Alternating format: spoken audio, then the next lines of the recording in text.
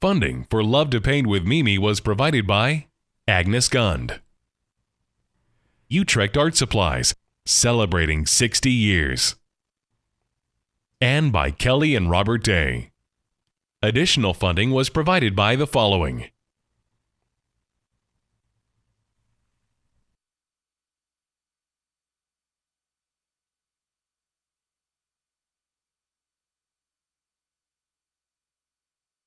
Hi, I'm Mimi. Today you're going to meet my wonderful artist circle. Then we're going to paint a beautiful Hawaiian beach. So grab your brushes and let's get going. Ready, set, go. Here we go. Paint on paper. This is what creation is about. Woo, isn't that beautiful? This is the beach. Look at that green against that yellow. I mean, it just sings. We're dancing with this color. It's going across the page. I'm a shape maker. That's what artists do. They make shapes, they create color, they do all these incredible things. Oh, I love to paint.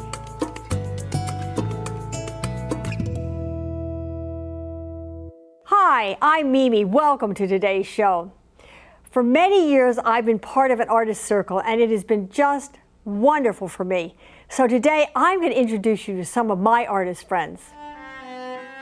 We are painters, dancers, musicians, writers, all kinds of artists. And we love getting together to inspire each other and enjoy each other's work. When we get together as a group, we're all like-minded people. And we all understand each other in that way, so that gives us the safety to come here with our work. The work that I put on the canvas tells the world who I am. And sometimes it's kind of dark. Sometimes it's kind of crazy, you know, and sometimes it's really pretty and sweet. But I do feel like it's a privilege to be a part of a group like this, and that it has truly, truly helped me to be okay with who I am. I have been encouraged by all these incredible artists. They always have wonderful suggestions and input, and it has taken a lot of courage for me to walk in with my work, because I judge myself and I look at what beauty they create, and I aspire to be able to create pieces of work that others in this group have been able to make. And doing the weekly circle, reading about the fears and the inner struggles have helped me to relax and allow myself to just play. And that's what art is for me now, is play, and it's wonderful. It's about inspiration. It's about people connecting with their own sense of meaning, with their own sense of connectedness with the earth, with each other. It's just such a peaceful, natural place to be here. I'm really honored and grateful to Mimi and everyone. I love photography because I was never able to paint or to draw. I was always trying as a child, but photography gave me that ability to create. But then I became a money-making photographer, so that it was more weddings and bar mitzvahs, and things had to be balanced, and things had to be exactly the right exposure. And you know, I lost my art, and I started not taking time for it. When I get that inspiration from the group, it makes me look at things differently. I look at the world more creatively, and it makes me feel so much better. It brings me peace. I've been a professional illustrator since 1976, but I never felt like an artist till I came here. So I started hanging out with other artists, and the focus of my work has changed. I used to do graphic design, you know, for money, and I still work for money, but now I mostly sell illustrations online, and I don't make as much, but I love waking up in the morning. I love my life today, and it's largely because of this group. What an inspiration to be working with other people. And so today, I am going to use that inspiration and paint a picture from my memory in Hawaii. And the quote for today: is, "The greatest good you can do for another is not just share your riches, but to reveal to him his own," by Benjamin Disraeli. I'm going to show you the tools I'm using today. We have this wonderful flat brush that I use. It's my real workhorse brush. And then we have my wonderful round sable brush. Ox hair is fabulous too. And this is a number 12. If you're going to buy one of those, you might want to buy an 8. Make sure it's got a good point. That's the most important point. And my fan brush, which is a dancing brush, and my wonderful little rigger that does so many incredible, you're going to see how I use this today. It's going to be a surprise.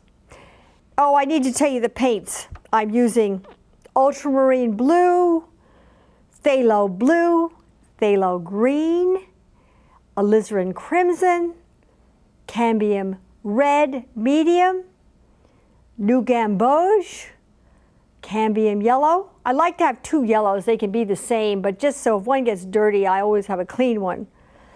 And then we have raw sienna and burnt umber. And I'm going to start off, I'm going to draw the horizon line in right off the bat. No, I'm going to change my mind. This is what artists do. They change their mind. I'm going to start putting the sky in. And we're going to start with this. I'm mixing a little bit of the Prussian, or a little bit of the phthalo, and the ultramarine. And I'm thinking about, I'm going to end up on the horizon line, or a little above the horizon line, with these clouds I'm going to be making. So I need to be thinking about, that's where I'm going to end up down here. And you can see how there's a little resist on this paper. And sometimes if you find that, some people take a sponge and sponge it out ahead of time, because sometimes there's a little glue or something on the paper. And this paper is made out of rag. It's 140 cold press.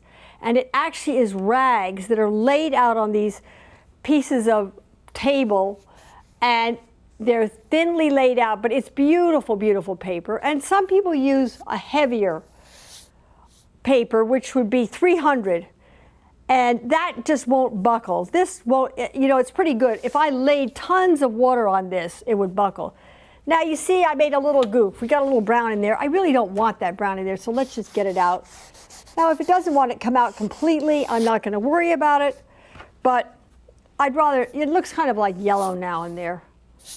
So we're just going to make, and as we come down, we're going to get a little bit lighter. And that looks kind of like a beautiful cloud up in there. But I don't think, clouds are any way you want to make them, actually. I was going to say that doesn't happen when you make a cloud, but anything can happen with a cloud, just about. And you see there's a little water spot there. I'm going to get that out. And look what you can do. Isn't that amazing? I can just pick up the paint. And what I want to do is down here, I want to make a little area here of where the clouds are, like, just so I have an outline. And I'm having it down then up. And I'm going to go around this. I usually don't work this way, but I think I'm going to come down a little bit more here. And you know, I think what I might do, just for the fun of it, is I'm going to put a little of this darker blue in, because I want the clouds to look white against the blue. So ordinarily I wouldn't have this quite as dark there, but as I say, I want the clouds, ooh, look at that color, to really shine and really stand out. And now I need to go over here, get rid of that, and I'm sweeping back and forth. And I've got, you see there's a little bit of drip there, and that's okay. And I see a little bit of the outline here that I made, and I think what I'm going to do is just pull this down a bit. And we got that there. We're going to take that there. And I'm wondering, do I really like that? I think it's kind of interesting. Sometimes there are clouds just like that. And then what we're going to do now is we are going to take my straight edge and draw the horizon line because I want it to be straight. And sometimes I go up too high or down too low. And this way I'm assured that it will be straight. So here's my straight edge. And I'm going to go underneath the clouds. And I'm kind of judging where the clouds are. So let's just say we make it right here. And I'm going to go back to use my wonderful big flat brush. And I'm going to take it right across here. That's not dark enough. And we know in Hawaii, on the horizon, it's pretty dark, at least in the middle of the day. Of course, it changes all the time. But in the middle of the day, the dark is so dark out there. And I'm going to hit it one more time. And I'm hoping that it's not going to bleed under there. So we take away the straight edge and see what happens. It's kind of like opening a present. You hope that it works, and it did. And now I'm going to go right in and do the water here. And we're going to go ahead and use a little green. Oh, this, to me, when I put this paint down, I get so excited because it is, I really don't know what's going to happen. I know the water goes from blue. Look at that. Oh, it's so gorgeous. It goes from blue to green. And I have to take away a little of this here because I just remembered, I want to have land in there, a little beach. So we're going to get a little yellow here. And you can make the most beautiful colors with yellow and brown. You don't even have to buy yellow ochre. Yellow ochre used to be one of my favorite colors. But now that I've learned to mix yellow and these different browns, I can get yellow ochre, and it's one less color to put on my palette. I'm trying to keep it really simple because with this palette I have, you can mix just about any color. And there are over 100 colors to choose from, and it can get overwhelming. So what I wanted to do is make the colors, so use the colors that I can make other colors from. And now, this is just me. Every artist has his own way of working, the own favorite colors, the own favorite brushes. But this is a starting point. And you can either say, I like it or I don't like it, I want to use it or I don't want to use it, but at least you have a starting point. So we're going to have the beach coming in like this. And we have it coming in even further right here. And then we have it coming in like this to the middle of the page. And that is what the beach is going to do. And then we want to have, actually back here, you see that yellow spit of land? It should be a little bit lighter. Or I should make the foreground darker, because you know, when things go back, they get lighter. When they get forward, they get brighter. The contrast is more, meaning the light versus the dark. The color gets more intense. Hottest hot, coldest cold go in the front. These are all these wonderful things that you're going to learn. If you probably know more than I do, some of you, I'm sure. But it's all about sharing all this information. And then I want to have this, a little bit of shadow in there, just to vary it. We don't want everything the same. We want to just vary it a bit. Now you see it's interesting. I've gone to using this brush, which I don't use that much. So we're just going to have this coming down like that.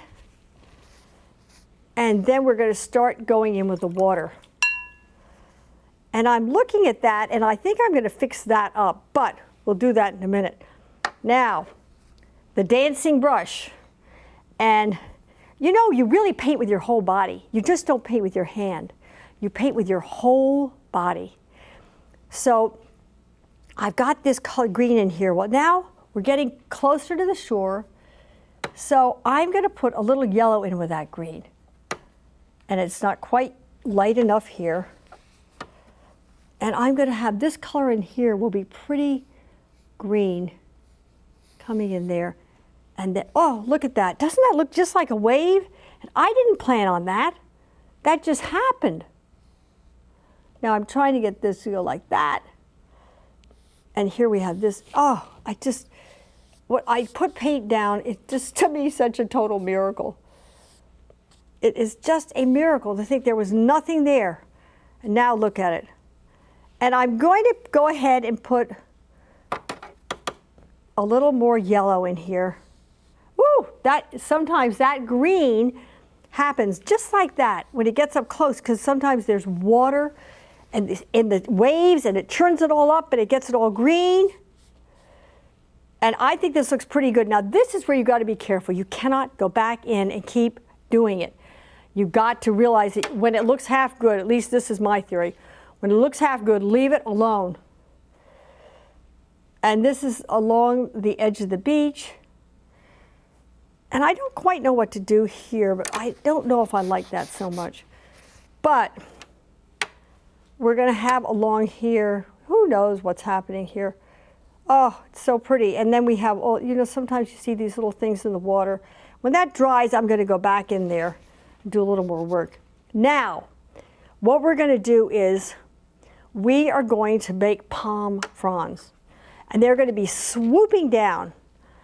So we're going to start, and this is a wonderful brush to make palm fronds. This is a wonderful brush. But often one of the things about painting is you really, really look.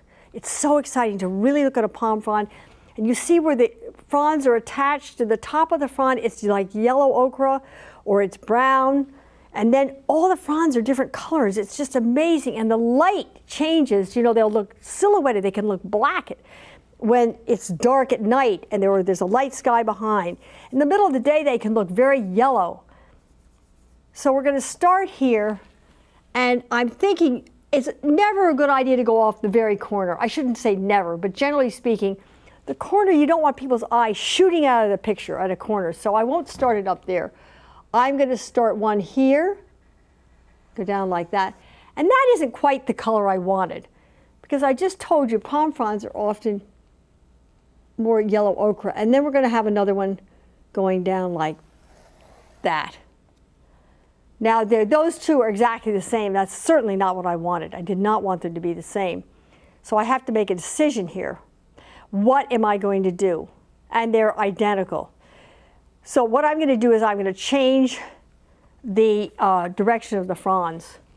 Now this is a little tricky from this angle.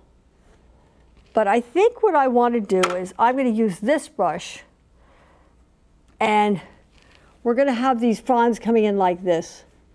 And I want to change the color, because just for variety's sake, who knows what really happens. But as long as this says palm frond, that's what we want it to say. This is not an exact replica of a palm frond or a palm tree. And I'm changing the direction. You see what I'm doing here? I'm not having them go down that way. I'm having them come out more like this.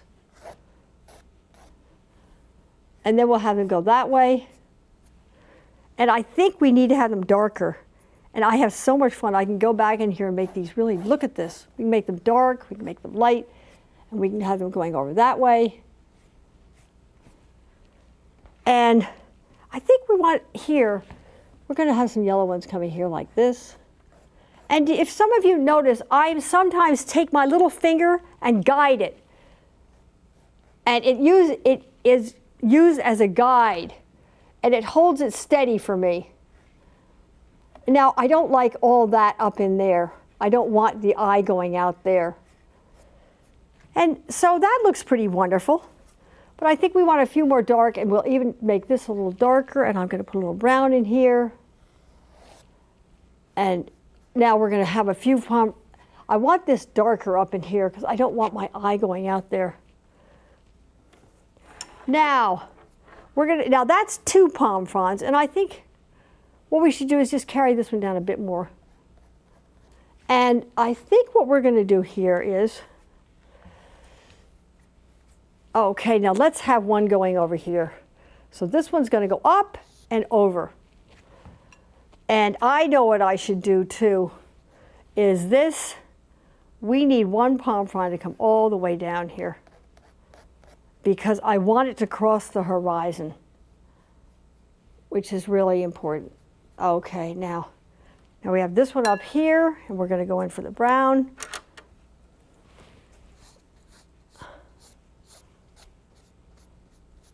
Isn't it incredible? Look at that. Look at the color.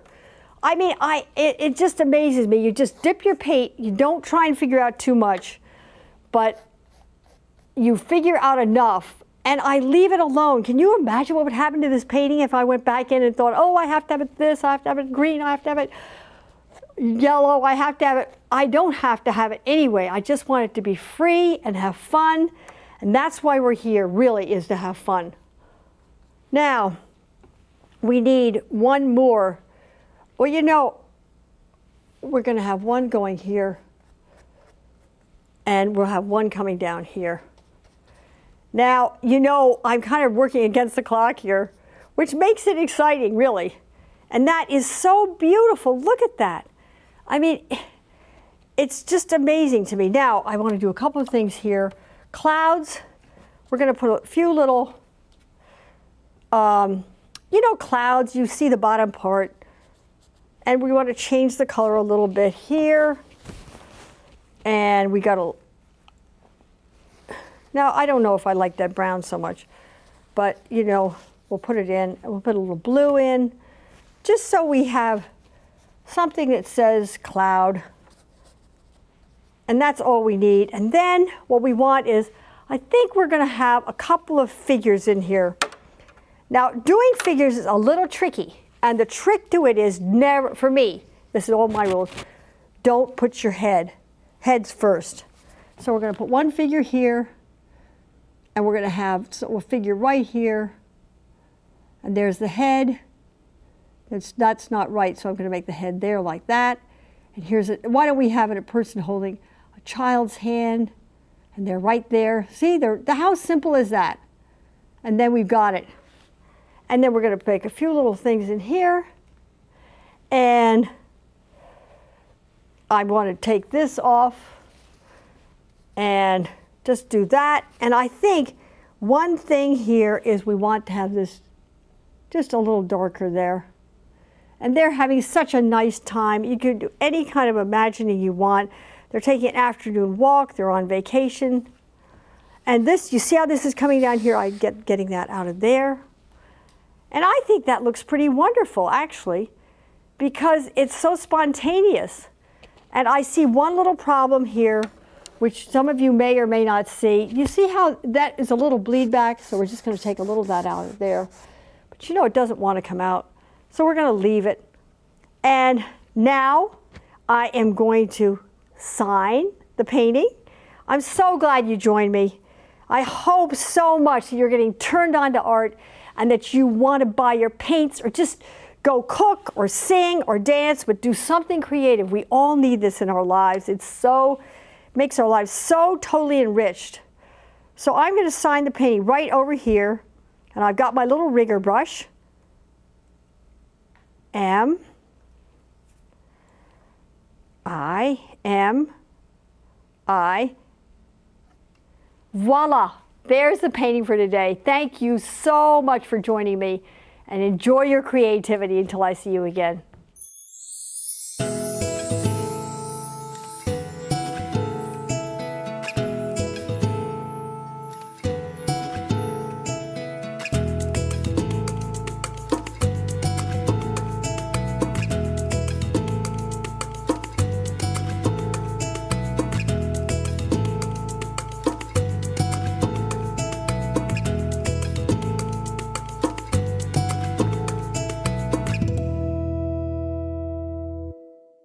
For more inspiration and to order DVDs, please visit mimisammis.com. Funding for Love to Paint with Mimi was provided by Agnes Gund, Utrecht Art Supplies, celebrating 60 years, and by Kelly and Robert Day. Additional funding was provided by the following: